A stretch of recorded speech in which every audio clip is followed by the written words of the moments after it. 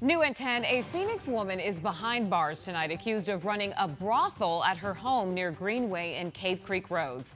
Good evening and thanks so much for joining us. For 12 News at 10, I'm Karina Devine. I'm Mark Curtis. Court records show that the police believe that her brothel had been in business for the last 10 years, since 2015.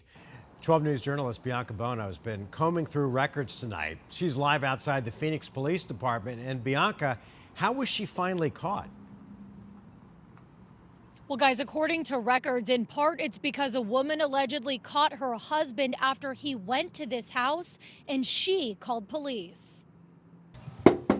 No answer at the home at the center of a Phoenix police investigation. A home riddled with security cameras where Phoenix police say a woman was running a brothel. 67-year-old Elizabeth Cartacachea is facing multiple charges, including illegal control of an enterprise, money laundering, and maintaining a house of prostitution. Records show a Phoenix police investigation was opened in 2023 after getting a tip from a woman who went through her husband's phone, finding messages involving money being exchanged for sexual acts. Through her research, she tracked that exchange to Cartacachea's home on Paradise Lane. Police say they found more than 1,000 posts online advertising the brothel. And during their first visit to the home, they noted a room full of high-heeled shoes and a TV in the kitchen broadcasting the home security cameras. Neighbors tell 12 News they would routinely see expensive cars lining the street, observing men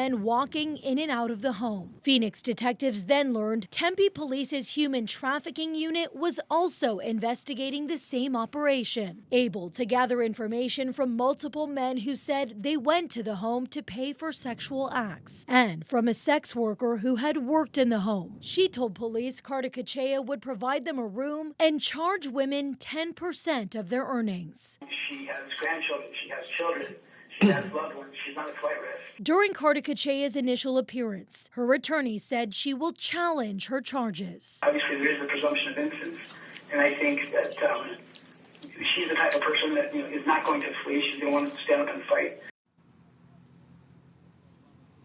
And Cartacachea's attorney said she does not have a criminal record, but police say she was arrested for prostitution back in 2018 after she tried to make a deal with an undercover detective at that same house. We're live in Phoenix tonight. Bianca Bono, 12 News. Bianca, thanks. Developing tonight in Phoenix, police are investigating a shooting near 44th Street in Camelback. Officers responded just before 3:30 this afternoon and found two elderly adults who'd been shot.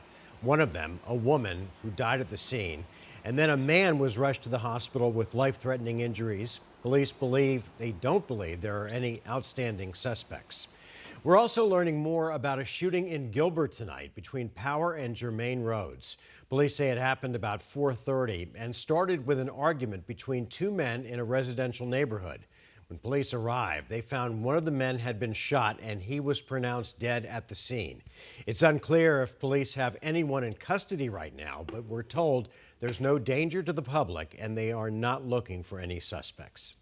A week after the Greer fire started burning in eastern Arizona, fire officials have some positive updates tonight. At tonight's community meeting in Eager, officials announced all go evacuation orders have been lifted, meaning that people living in Greer can now return to their homes. State Route 373 has also reopened near Greer, along with State Route 260. Both have been closed down for almost a week now. The fire has now burned more than 20,000 acres, but crews say it is now 38% contained.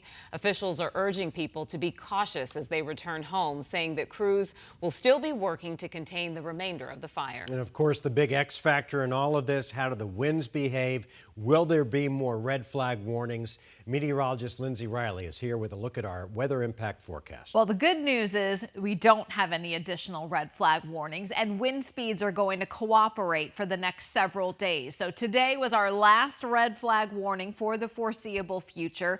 Wind speeds are dying down as we speak. In fact, out of Greer right now, a 9-mile-per-hour breeze, so very light through the overnight. Tomorrow, wind speeds will also be light. Here's 6 in the morning, and you can see a 5-mile-per-hour breeze in the vicinity, and it'll increase to about 10 to 20 by the mid-afternoon. But definitely below any warning criteria. Hour by hour tomorrow, 55 degrees, so a cool start in Greer early in the day. Wind speeds remaining pretty light, a dry forecast. Highs are going to be in the 70s. And as we look ahead to the next week, the heat is on. Some of the hottest temps that we've seen so far this year, moving into the lower deserts, whereas the mountains will enjoy some 70s. More on that full forecast in just a few minutes. Karibe. All right, Lindsay, thank you. A 3-year-old boy has died after being pulled from a backyard pool, marking the first pediatric drowning of the year in Maricopa County. The boy is the son of a social media influencer in the valley named Emily Kaiser. Chandler police say that 3-year-old Trig Kaiser died at the hospital yesterday after a week on life support. The boy was pulled from a backyard pool near Gilbert and Riggs Road last Monday. Earlier today, we caught up with water safety advocates who stress that drowning only takes seconds, and a lot of times it's silent. Advocates say that because of this, prevention is key, and the best form of prevention is adult supervision. We've got to have a designated watcher. What is that? That is someone has sole responsibility of watching those kids around water. They're not supposed to be distracted. They're supposed to be sober. They're supposed to be having eye-to-eye contact on those children. Advocates say that other tools and barriers such as pool fences and door alarms can help keep kids away from water, as well as enrolling them in swim classes. At a young age, police are still investigating what happened and what led up to this drowning. Tonight, we're getting a closer look at how the Isaac School District got itself into financial trouble and what's being done to fix it. In January, officials revealed the district overspent by millions of dollars, with school administrators ignoring repeated spending warnings. The biggest issue was the mishandling of COVID relief grants, with the money being shifted between different accounts, along with a long list of paperwork errors. Declining enrollment only made things worse. An attorney for the receiver in charge of cleaning up the mess says there could be long-term changes. I think the receiver is going to have the power, though, and the ability to make some decisions that enable him to right-size this district to ensure that the cost savings are there so that we can get out of debt. Does that result in additional capital buildings being liquidated? Potentially. The receiver is expected to give another update in 120 days. However, his attorney says that for the most part, the student's education won't be interrupted, adding there's enough money moving forward to continue paying the teachers. New at 10, a high school senior set to graduate in the next few days is fighting back against her East Valley School District. She and other students at Mesa High School who are answering the call to join the military were told that they cannot wear their service branch stoles at graduation because of, quote, tradition.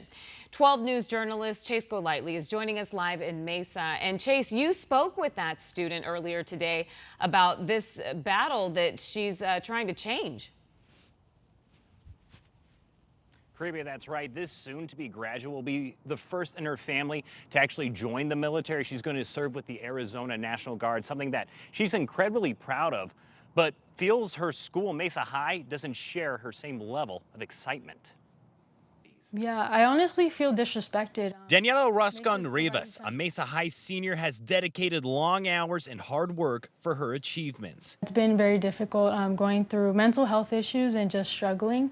I've overcome it. She's set to graduate this Thursday. I'm super excited. It's something I've been waiting for my entire life. Wanting to wear the accolades she's earned. This white one's gonna be for my student council. All these are from the East Valley Institute of Technology. My orange one is for the completion of my program, criminal justice. There's also her stole from the Arizona National Guard, which really wasn't easy. Rappelling off of the Papago Park mountain.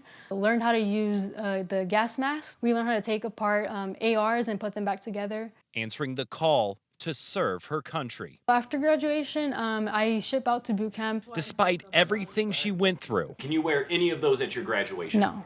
I was heartbroken, disappointed. She was told these don't comply with the uniform policy for graduation and cannot be on display when she receives her diploma. All these achievements I worked very hard for, and I can't even wear it on my big night. I have given my life for this country to serve them, and I can't even wear a simple piece of fabric. 12 News reached out to Mesa Public Schools about this. We received a statement that says while it values and honors military service, Mesa High upholds a long-standing tradition of unity at graduation under district policy and state law that promotes uniformity during the ceremony by limiting adornments on graduation attire. I understand that it is a long-standing tradition, but there are students who have worked very hard for their achievements and accolades, and they want to show it off. Now the soon-to-be graduate has started an online petition to change the tradition so everyone can wear their military stoles and even honors. A fight she will not back down from. I'm still going to pursue this after I graduate so that the future Jackrabbits can show their accolades and their achievements as well.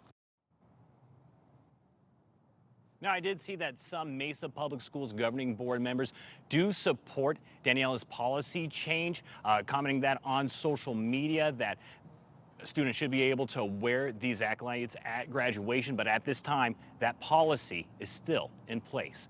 We're live in Mesa tonight. Chase Golightly, 12 News. Chase, thanks. We're keeping you in the loop about things happening in the West Valley.